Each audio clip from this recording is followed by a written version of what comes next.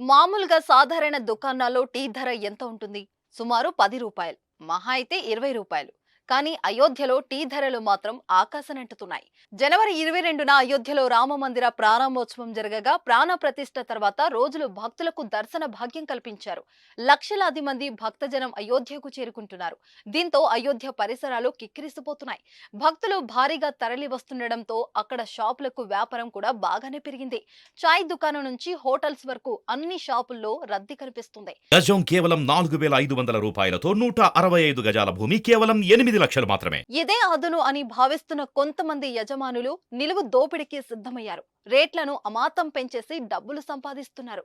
తాజాగా అయోధ్యకు వెళ్లిన భక్తులు ఓ సాధారణ రెస్టారెంట్లోని టీ ధరను చూసి షాక్ అయ్యారు.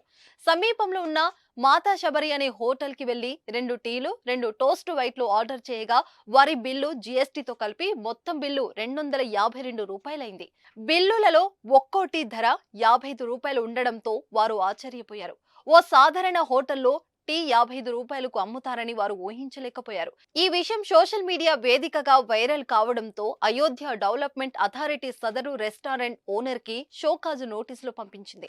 3 రోజుల్లోగా ఈ ఘటనపై వివరణ ఇవ్వాలని రెస్టారెంట్ కు ఆదేశాలు జారీ చేసింది. లేని పక్షంలో ఆ హోటల్ లైసెన్స్ రద్దు చేస్తామని తీవ్ర హెచ్చరికలు చేసింది.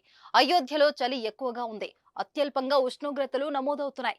దీంతో భక్తులు ఎక్కువగా టీ తాగేందుకు చూస్తున్నారు. ఈ క్రమంలో భారీగా ధరలను పెంచేశారు. సాక్షాత్తు రాముడు జన్మించిన రామరాజ్యంలో ఇదేమి దోపిడీ అంటూ భక్తులు ఆగ్రహం వ్యక్తం చేస్తున్నారు.